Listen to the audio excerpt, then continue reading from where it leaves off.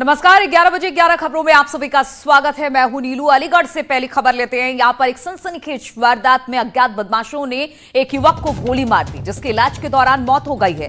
बदमाशों ने युवक को उस वक्त गोली मारी जब वो अपने परिजनों से मोबाइल पर बातचीत कर रहा था। घटना के बाद आरोपी मौके से फरार बताए जा रहे हैं। तो किस तरह से दिन दहाड़े मर्डर देखने को मिला है अलीगढ़ में, जबकि एक युवक को गोली मारी गई और बताया जा रहा है कि उस वक्त वो अपने परिजनों से बातचीत कर रहा था, तभी कुछ अज्ञात बदमाशों ने उस पर गोली चलाई और गोली चलाने के बाद वो युवक बच नहीं सका, उसकी मौत हो गई इलाज के दौरान। बदमाशों ने एक युवक को उस वक्त गोली मारी जब वो अपने परिजनों से मोबाइल पर बातचीत कर रहा था।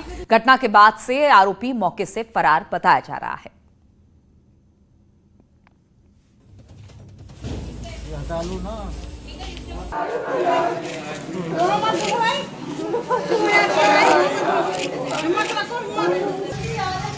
तो अलीगढ़ से तस्वीरें हम आपको दिखा रहे हैं, किस तरह से युवक को गोली मारी गई। दिन दहाड़े ये गोली मारी गई है। इलाज के दौरान ही इसकी अस्पताल में मौत हो गई। इलाज के दौरान की तस्वीरें हम आपको दिखा रहे हैं, किस तरह से रोते बिलखते परिजन बाहर दिखाई दे रहे हैं और अंदर इलाज के दौरान इस युवक की मौत हो गई। और पीलीभीत में हाईवे पर कला पुलिया के पास एक बस और इनोवा कार की भीषण टक्कर हो गई है, जिसमें कार सवार 8 लोग घायल हो गए हैं। हादसे के बाद बस चालक बस लेकर फरार हो गया। मौके पर पहुंची पुलिस ने सभी घायलों को अस्पताल में भर्ती करा दिया है। हादसे के लिए जिम्मेदार बस का फिलहाल अब तक पता नहीं चल पाया है। तो तस्वीरें आप देख सकते हैं, किस तरह से भीषण टक्कर हुई है। इनोवा गाड़ी को बस ने टक्कर मारी है और इसके बाद टक्कर मारने के बाद बस का जो ड्राइवर है वो बस लेकर फरार हो गया है।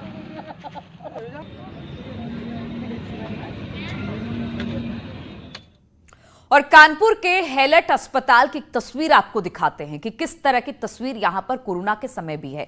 कानपुर के हैलट अस्पताल में चौतरफा गंदगी का अंबार लगा हुआ है और ये हाल तब है जब 2 दिन पहले ही मुख्य सचिव ने बैठक कर स्वच्छता पर विशेष ध्यान देने के निर्देश दिए थे। कानपुर में कोरोना के मामले में लगातार इजाफा हो रहा है। अस्पताल में पीपीई किट भी खुले में जलाई जा रही है, जिससे वहां के निवासी परेशान हैं, लेकिन कोई जिम्मेदार इस पर ध्यान दे नहीं रहा है। सरकार जी, ये दिक्कतें आ रही हैं। कोरोना वार्ड का सब कूड़ा लाके यहाँ जलाते हैं। हाँ। छोटे छोटे बच्चों को बहुत दिक्कत हो रही है सांस लेने में। इतना धुआं उठ रहा है, पूरे घरों में धुआं भरा जा रहा है। कर रहा है यहाँ पे सांसें फूले बच्चे के भी दे, छोटे छोटे बच्चे हम लोग बैठते हैं, हम लोग की बहुत दिक्कत है। यहाँ शिकायत किए थे, कोई सुनवाई हो नहीं रही है। शासन के निर्देशों का कानपुर के मेडिकल कॉलेज के हैलट अस्पताल में असर देखने को नहीं मिल रहा है। यहाँ कोविड वार्ड का सारा मेडिकल वेस्ट आप देखिए किस तरह यहाँ फेंका गया और जलाया गया है। यहाँ जबकि पीपीई किट देखिए कैसे ठीक सामने जली पड़ी है। अगर थोड़ा और दूर देखें तो किस तरह धुआं निकल रहा है।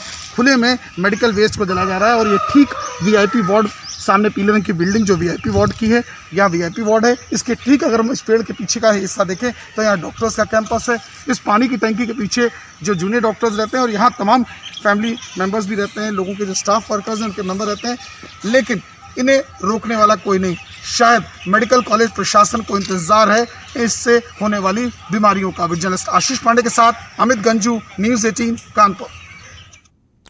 और बातचीत करने के लिए अमित गंजू फोन लाइन पर इस वक्त हमारे साथ कानपुर से जुड़ गए हैं। अमित, हैलट के बाहर की ये तस्वीरें, इतना बड़ा अस्पताल लेकिन डिस्पोज करने के लिए जो कूड़ा है उसे वहीं पर फेंक दिया गया है। क्या कोई अधिकारी इस पर अब तक सामने आया है कि अगर इससे कोई बड़ा खतरा और कुछ हो जाए तो? क्योंकि बाहर कहा यह गया है कि इस तरह से खुले में आप कोरोना किट या पीपीई किट या डिस्पोज नहीं कर सकते मेडिकल सामानों को।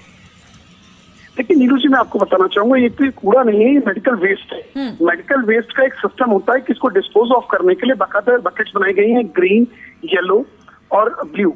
इन बकेट्स के माध्यम से इसको डिस्पोज ऑफ किया जाता है। इसका बाकायदा अनुदान आता है और इसके लिए हर सेगमेंट पे या हर वार्ड्स के बाद, और स्पेशली अगर हम कोविड वार्ड की बात की जाए तो हाइजीनिकली अच्छा होना चाहिए, इसका विशेष ध्यान रखना चाहिए। मगर शायद ये बातें कानपुर मेडिकल कॉलेज के प्रशासन को नहीं समझ आ रही है। 2 दिन पूर्व मुख्य सचिव ने यहाँ बैठक ली, उससे और अगर 3 दिन पुरानी बात की जाए, डॉक्टर रजनीश दुबे यहाँ आए, उन्होंने बैठक ली और साफ निर्देश दिए कि हाइजीनिकली चीजें अच्छी हों, वातावरण एनवायरमेंट अच्छा हो, पेशेंट्स को अच्छा एनवायरमेंट मिले। मगर जिस तरह के अमित, आप जिस तरह से न्यूज़ 18 के कैमरे में ये कैद हुआ है, जो मेडिकल कचरा है जो इस तरह से खुले में जलाया जा रहा है, इस पर किसी ने आप संज्ञान लिया है क्या? इस मामले में किसी से बातचीत हुई कि हाँ कोई इस पर संज्ञान लेते हुए इस पर कोई कार्रवाई हो? देखिए जी, निश्चित तौर पर पहले तो सीएमएस ने इस बात से साफ तौर पर इनकार कर दिया कि ऐसी कोई घटना नहीं है। जब इसको बाकायदा बताया गया कि इस कैंपस में ये कूड़ा जलाया जा रहा है और रोज जलाया जा रहा है, तो उस पर जांच की बात कह के फोन को काट दिया गया। यानी कहीं ना कहीं उनके संज्ञान में मामला था, मगर अब क्योंकि न्यूज़ 18 ने इसको प्रमुखता से दिखाया, देखना ये होगा कि कुंभकर्ण नींद से ये अधिकारी कब जागते हैं और इस पर कब कार्रवाई करते हैं। बिल्कुल, और ये देखना होगा कि कब कार्रवाई होती है, क्योंकि ये कहीं से भी खुले में कचरा जलाना ठीक नहीं है, क्योंकि ये बेहद खतरनाक है, और खास तौर पर जब इस वक्त कोविड जैसी महामारी फैली हुई है। बहुत बहुत शुक्रिया आपका अमित हमारे साथ जुड़ने के लिए। और लॉकडाउन में भी जरूरत की चीजों को लाने की छूट मिली है, लेकिन खाकी में कसे पुलिसकर्मी को इससे कोई फर्क नहीं पड़ता, उन्हें सिर्फ लाठी चलाने से मतलब है। ऐसा ही मामला सामने आया है संभल से, जहां पर राशन लेने जा रहे एक युवक को दरोगा प्रबोध कुमार ने जमकर पीटा।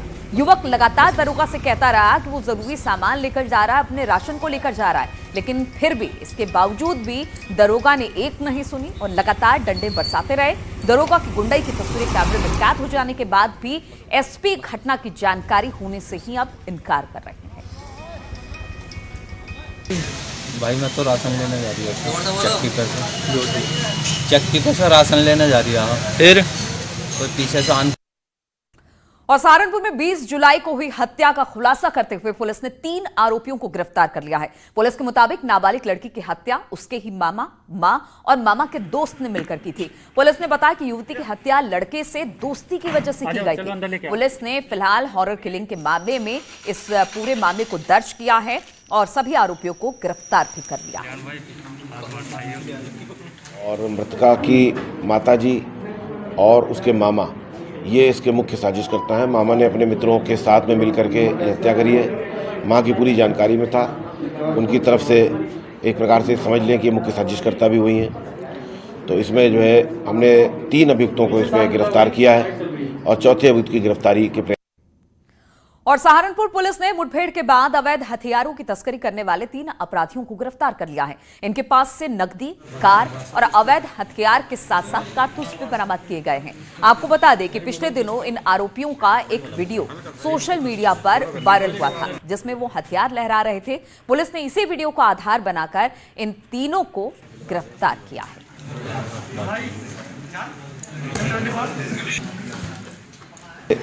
ये पूरा गैंग वर्कआउट करने में हमको सफलता मिली है।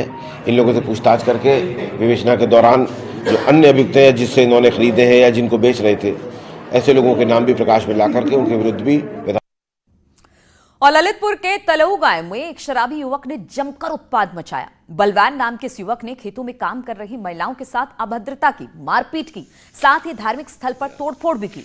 परेशान ग्रामीणों ने पुलिस से शिकायत कर युवक के खिलाफ कड़ी कार्रवाई की अब मांग की है।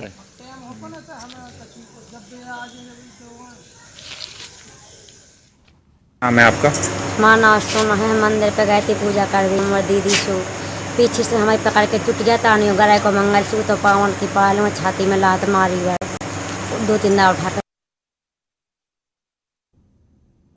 और शहर के साहिबाबाद क्षेत्र में एक लावारिस सूटकेस से युवती का शव मिलने के बाद हड़कंप मच गया।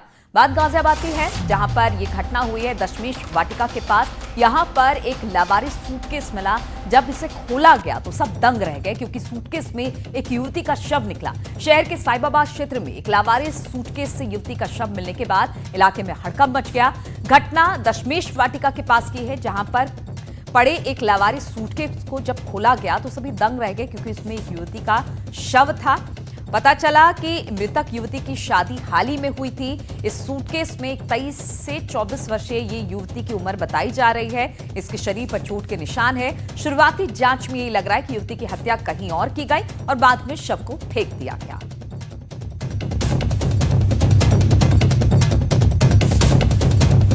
गाजियाबाद के साहिबाबाद थाना क्षेत्र की दशमेश वाटिका में उस समय अफरा तफरी मच गई जब एक महिला का शव सूटकेस में मिला। फिलहाल हम मौके पर खड़े हैं और आपको मैं दिखाना चाहूँगा, यही वो जगह है जहाँ से एक नवविवाहिता युवती का शव एक सूटकेस के अंदर से मिला। इसके ठीक बराबर से मुख्य मार्ग गुजर रहा है, सड़क गुजर रही है।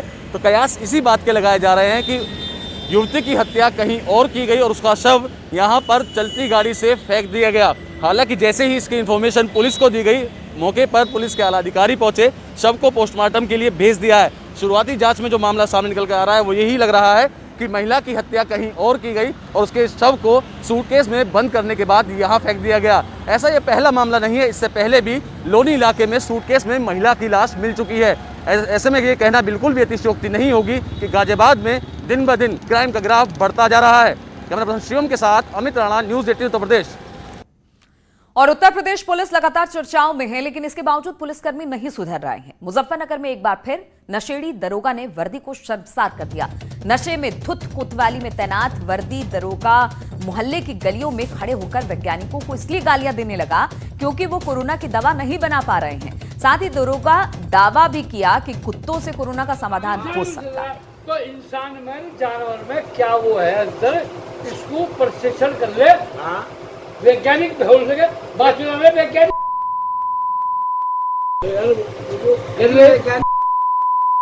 तैयार कर रहे भैया। हाँ तैयार हो गए, वो तैयार कर रहे हो, इनकी जांच कर। और कानपुर के बर्रा इलाके में लैब टेक्नीशियन संजीत की हत्या मामले में शव बरामदगी के लिए 4 दिन से सर्च ऑपरेशन जारी है और अब तक सफलता नहीं मिली है। आज 5वें दिन भी पुलिस पांडू नदी में गोताखोरों की मदद से शव को खोजने का काम कर रही है। पुलिस ने मामले में 5 आरोपियों को गिरफ्तार कर जेल भेज दिया है। इन आरोपियों ने पुलिस को बताया था कि 22 जून को अपहरण करने के ठीक 5 दिन बाद उन्होंने संजीत की हत्या कर दी थी।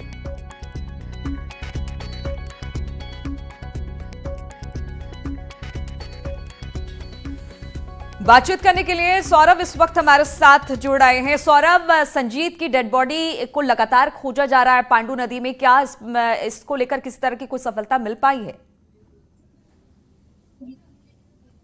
हेलो सौरभ, आवाज मिल रही है आपको? लगता है सौरभ तक हमारी आवाज नहीं आ रही है। तो हम आपको बता दें कि जिस तरह से संजीत की हत्या की गई और जो 5 आरोपियों को पुलिस ने पकड़ा है उसकी निशानदेही पर अब पांडू नदी में शव को तलाशा जा रहा है, क्योंकि उनका कहना था कि उन्होंने हत्या करने के बाद शव को पांडू नदी में फेंका है। लेकिन 5 दिन बीत जाने के बाद भी अभी तक शव का कुछ अता पता नहीं लगा पाई है पुलिस। सौरभ एक बार फिर से हमारे साथ जुड़ गए। सौरभ, आवाज मिल रही है आपको? हाँ, लाइन पे हूं। बिल्कुल सौरभ, आपसे ये जानना चाहेंगे कि इतने दिन बीत गए हैं, शव की तलाश रोज पांडू नदी में की जा रही है, क्या इसमें किसी तरह की कोई सफलता अब तक पुलिस के हाथ लग पाई है क्या? लेकिन लगातार जिस तरह संजीत यादव का पूरा मामला था, उसके बाद उसका शव जिस तरीके से उसके दोस्तों ने पुलिस पूछताछ में खुलासा किया कि शव पांडू नदी में बहा दिया है और वहां पर लगातार तलाश जारी है, कॉम्बिंग जारी है, लेकिन अभी तक पुलिस के हाथ पूरी तरह खाली हैं। चूंकि ये शव हो सकता है कि तेज बहाव था, कहीं आगे बह गया होगा, लेकिन पुलिस अभी भी वहां पर खंगाल रही है, पांडू नदी में शव को खंगाल रही है, लेकिन यहाँ मिलना मुश्किल है।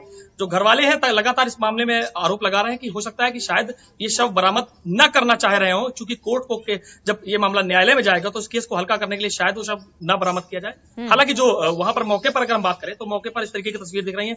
लगातार पुलिस यहाँ पर 24 घंटे लगातार यहाँ पर मौजूद है और संजीत के शव को तलाशने का सिलसिला लगातार जारी है। लेकिन फिलहाल अगर बात करें नीलू, तो हाथ अभी तक खाली है, अभी तक शव बरामद नहीं हुआ है। बिल्कुल, और बताया ये भी जा रहा है कि जो 5 जो किडनैपर्स थे जिनको पकड़ा भी पुलिस ने है, वो हो सकता है कि गुमराह करिए, कुछ इस तरह की बातें भी निकलकर सामने आ रही है कि हो सकता है गुमराह करने के लिए पुलिस को उसने पांडू नदी की बात बताई हो कि वहां पर शव को फेंका गया है।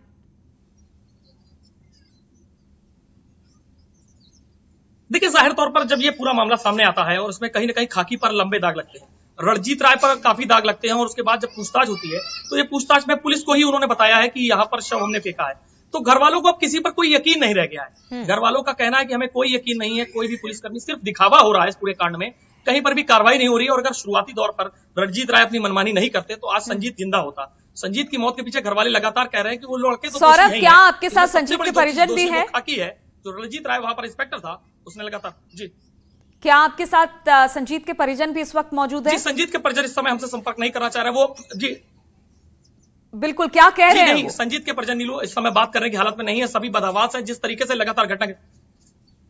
जो संजीत के परिजनों से हमारी बातचीत हुई है, अब उनका भरोसा कानून से उठ गया है। वो सिर्फ कह रहे हैं कि उन्हें या तो योगी जी पे भरोसा है या फिर भगवान पर है, दो ही पर भरोसा है। अब जो जांच टीम आ रही है लगातार, वीपी जोगदंड जो जांच टीम के अधिकारी बताए गए हैं, वो आकर के पूछताछ कर रहे हैं, तो उन्हें कहीं ना कहीं उन अधिकारियों पर जरूर भरोसा है, लेकिन कानपुर पुलिस पर संजीत के परिजनों को कोई भी भरोसा नहीं है।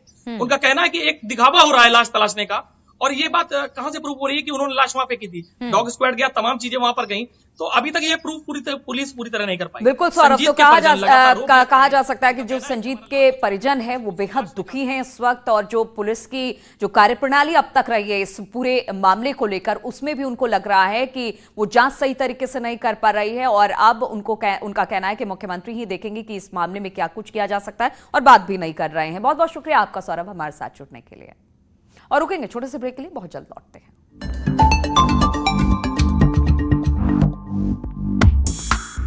असल में मिलेगा हमारी वेबसाइट पर प्रमोशन। आज ही मेल करें sales@nw18.com पर। न्यूज 18 इंडिया आपका पसंदीदा नेशनल न्यूज चैनल उपलब्ध है डिश टीवी के चैनल नंबर 663 और D2H के चैनल नंबर 306 पर। कोरोना की हर खबर देखते रहिए न्यूज 18 इंडिया पर।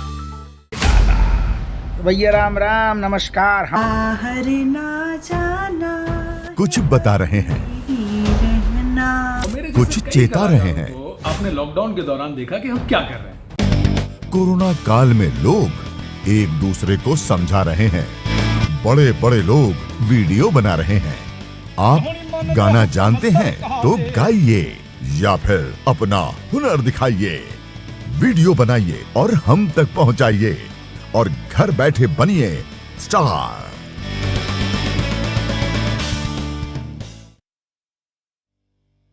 न्यूज 18 इंडिया आपका पसंदीदा नेशनल न्यूज चैनल उपलब्ध है टाटा स्काई के चैनल नंबर 519 और एयरटेल के चैनल नंबर 318 पर।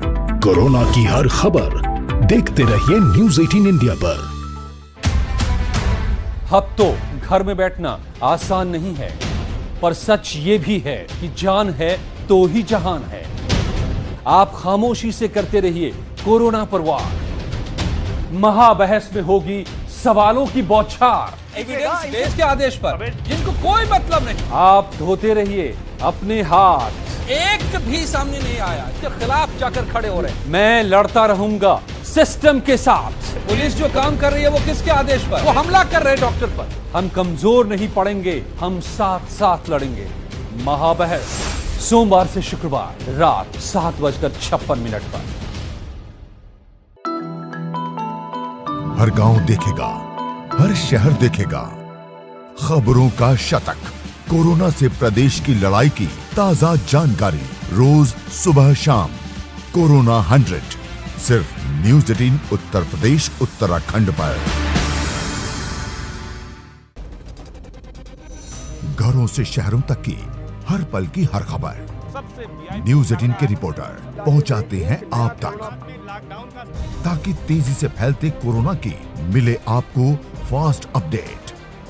देखिए यूपी एक्सप्रेस 100 सिर्फ न्यूज 18 उत्तर प्रदेश उत्तराखंड पर।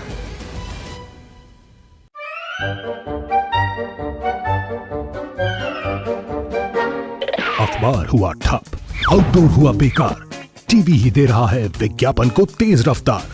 करोड़ों दर्शकों तक न्यूज 18 पहुंचाएगा आपका ऐड। न्यूज 18 की टीम दमदार बनाएगी आपका ऐड शानदार। जल्दी कीजिए, कहीं छूट ना जाए ये सुनहरा मौका। हमें मेल करके उठा लीजिए बड़ा फायदा। ये स्पेशल ऑफर है अगले 15 दिनों तक। साथ ही मिलेगा हमारी वेबसाइट पर प्रमोशन। आज ही मेल करें sales@nw18.com पर। न्यूज 18 इंडिया आपका पसंदीदा नेशनल न्यूज चैनल उपलब्ध है डिश टीवी के चैनल नंबर 600। महिलाओं के लिए सबसे भरोसेमंद औषधि एवं टॉनिक।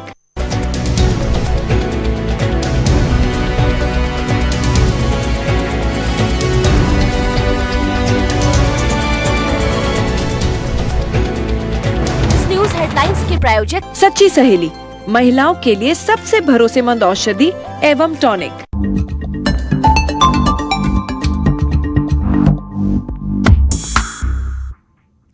और ब्रेक के बाद अब बात राफेल विमान की। तो दुश्मन के दिल में खौफ भर देने वाला जाबाज फाइटर एयरक्राफ्ट राफेल आज भारत आ रहा है। फ्रांस से आज 5 फाइटर जेट्स की पहली खेप भारत पहुंचेगी।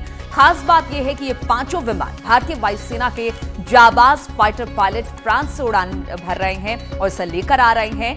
7,364 किलोमीटर की हवाई दूरी तय करके ये पांचों राफेल विमान बुधवार को अंबाला एयरबेस पहुंचेंगे। और सबसे खास बात यह है कि भारतीय वायुसेना के फाइटर पायलट खुद राफेल उड़ाकर भारत ला रहे हैं।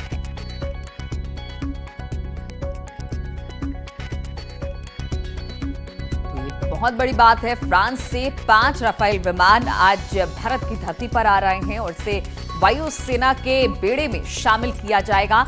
दुश्मन के दिल में खौफ भर देने वाला जाबाज फाइटर एयरक्राफ्ट राफेल आज भारत पहुंच रहा है। संदीप बोल इस वक्त हमारे साथ जुड़ रहे हैं। संदीप, भारतीय वायुसेना में ये पांचों राफेल जब जुड़ेंगे तो उनके बेड़े में एक जबरदस्त कह सकते हैं कि इजाफा देखने को मिलेगा, इनकी शक्ति बढ़ेगी। और कब तक ये विमान आज भारत की धरती पर उतर जाएंगे? देखिए, मैं थोड़ा सा इसको करेक्ट करना चाहूंगा कि आज ये फ्रांस से उड़े हैं, यानी कि अब वहां से उड़ान भरी है। वो आज एयरक्राफ्ट जो आज भारत नहीं पहुंचेगा, ये 29 तारीख को अंबाला पहुंचेगा।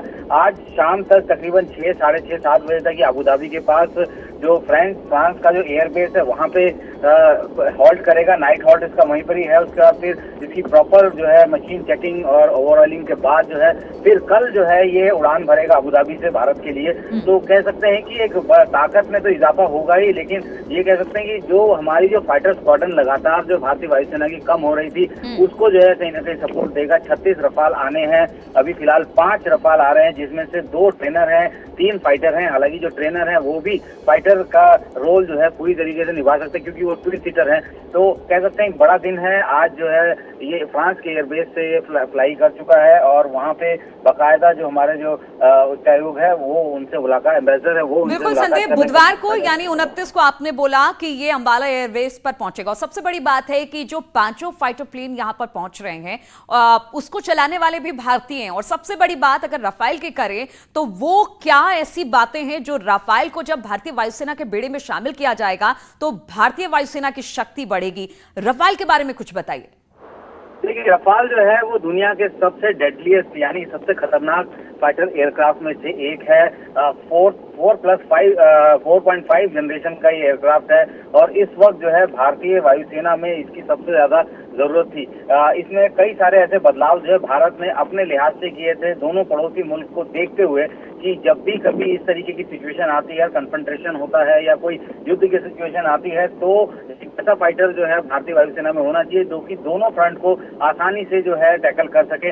इसीलिए जो 2 स्क्वाड्रन यानी कि एक स्क्वाड्रन में 18 एयरक्राफ्ट होते हैं, तो ऐसे में 36 हैं, तो 2 स्क्वाड्रन जो है जिनमें से एक अंबाला बेस्ड होगा और दूसरा जो है पश्चिम बंगाल में हाशीमारा में जो है उसका एक बेस होगा। तो पहला जो स्क्वाड्रन रेड हो रहा है वो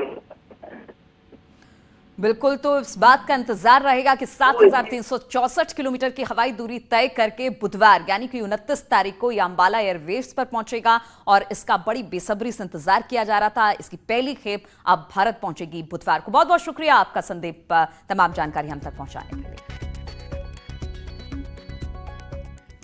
और प्रधानमंत्री मोदी आज शाम 4:30 बजे नोएडा, मुंबई और कोलकाता में कोरोना जांच केंद्रों का शुभारंभ करेंगे। प्रधानमंत्री मोदी वीडियो कॉन्फ्रेंसिंग के जरिए इन केंद्रों का शुभारंभ करने वाले हैं। साथ ही वीडियो कॉन्फ्रेंसिंग के जरिए इसमें पश्चिम बंगाल की सीएम यानी कि मुख्यमंत्री ममता बनर्जी, उत्तर प्रदेश के सीएम योगी आदित्यनाथ और महाराष्ट्र के सीएम उद्धव ठाकरे भी वीडियो कॉन्फ्रेंसिंग के माध्यम से शामिल होंगे।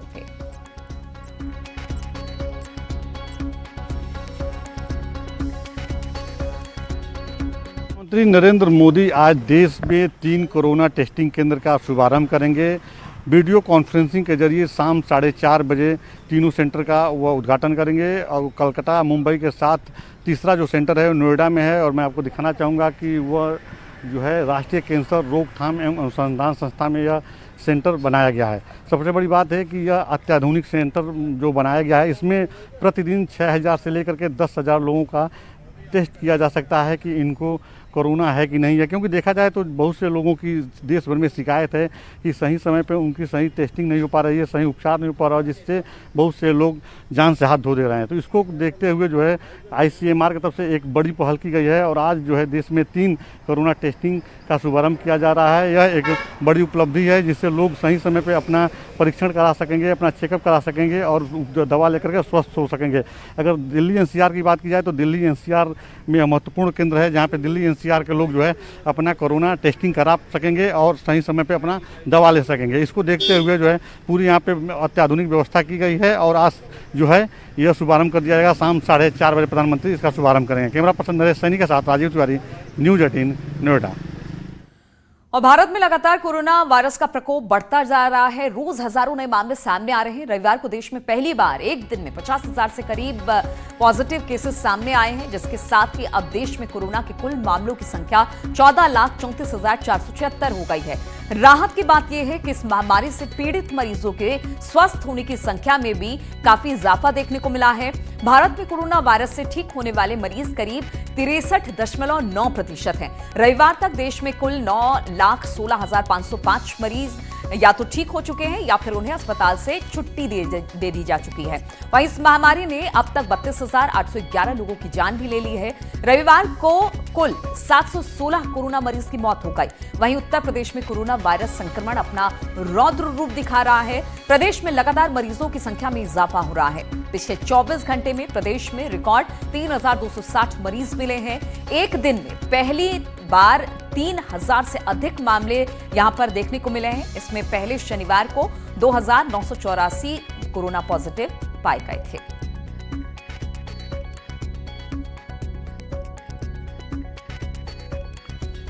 किस तरह से आंकड़े लगातार बढ़ रहे हैं। देश भर की अगर बात की जाए तो 50,000 मामले 24 घंटे में निकलकर सामने आए, जो कि चिंता का विषय है। लेकिन अच्छी बात यह है कि जो रिकवरी रेट है वो भी बेहतर है। 63.9% लोग ठीक भी हो चुके हैं। कुछ को अस्पतालों से छुट्टी मिल गई है, कुछ पहले से ठीक होकर घर जा चुके हैं।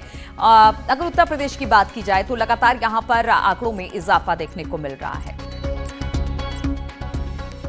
और उत्तर प्रदेश में कोरोना टेस्ट में सबसे आगे प्रदेश में एक दिन में 1 लाख से ज्यादा कोरोना टेस्ट हुए हैं। रविवार को हुए 1,06,992 कोरोना टेस्ट। तो हम आपको बता दें कि लगातार कोरोना टेस्ट की जो तादाद है वो बढ़ती जा रही है। उत्तर प्रदेश में कोरोना टेस्ट में सबसे आगे है। बातचीत करने के लिए अनामिका हमारे साथ जुड़ गई हैं। अनामिका, जिस तरह से लक्ष्य रखा गया था कि कोरोना के टेस्ट ज्यादा से ज्यादा हो, उस लक्ष्य को के पास पहुंचता हुआ उत्तर प्रदेश दिखाई दे रहा है।